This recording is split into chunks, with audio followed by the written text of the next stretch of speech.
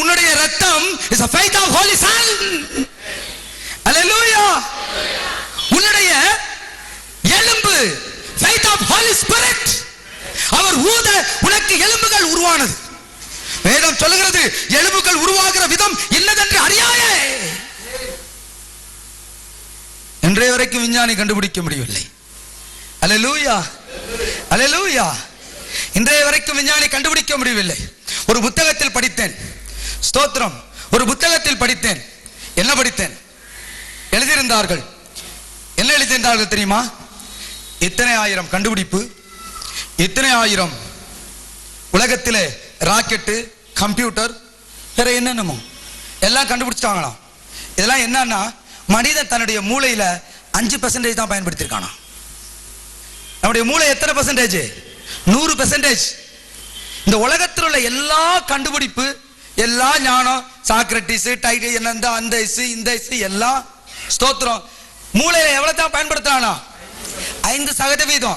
சரி, இன்னும் 95% பயன்படுத்துறதுக்குள்ள செத்து போயிடறானா, பயன்படுத்த முடியலையா?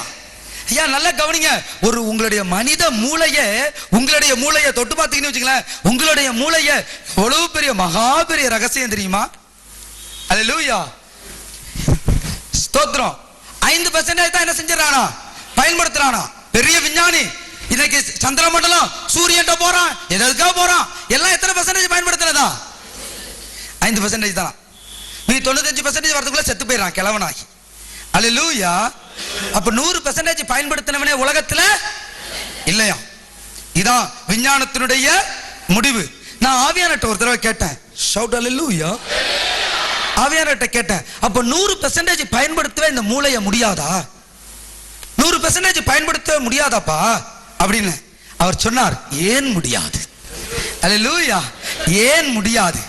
என் மகனே 5% பயன்படுத்தி இவ்வளவு தூரம் வந்துட்டான். 90% பயன்படுத்தினானா கொஞ்சம் தூரம் போயிடுவான்.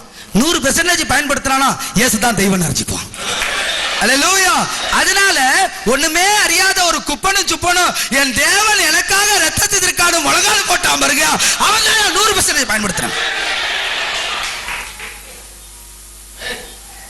ஐயா, மூளையின் எல்லையின் முடிவு மூளையை மண்ணினால் உண்டாக்கினவரே. அதை விஞ்ஞானிகளால் பயன்படுத்த முடியாது. நான் விஞ்ஞானிக்கு எதிரி அல்ல, அஞ்ஞானத்திற்கு எதிரி.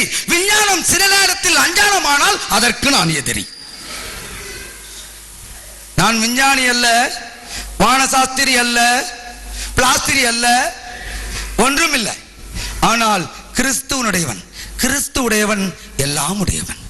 விஞ்ஞானம் ஆராய்ச்சிக்கிட்டும். நான் சொல்ல போறத வான சிருஷ்டிப்பின் யாரு பிற்காலத்தில் வர ஏதாச்சும் ஒரு மூடி இல்லாச்சி ஏதாச்சும் ஒரு கத்தி ஏதாச்சும் ஆராய்ச்சிக்கிட்டும். எனக்கு வான சாஸ்திரம் தெரியாது, எனக்கு விஞ்ஞானம் தெரியாது. அல்லேலூயா. சாயந்தரம் நான் பேச போற பேச்சு பேச்சா பேச்சு. அல்லேலூயா. வானளவிய பேச்சு. ஸ்தோத்திரம். ஆராய்ச்சிக்கிட்டும், ஆராய்ச்சிக்கிட்டும். கர்த்தருக்கு ஸ்தோத்திரம். மூளையை 100% பயன்படுத்தணும். யார் தெரியுமாயா? இயேசுதான் தெய்வம்னு தெரிஞ்சுக்கிட்டவன். இயேசுதான் தெய்வம்னு தெரிஞ்சுக்கிட்டவன் 100% பயன்படுத்தான் என்று என் ஆவியானவர் சொன்னார். நான் அல்லேலூயா சொன்னேன்.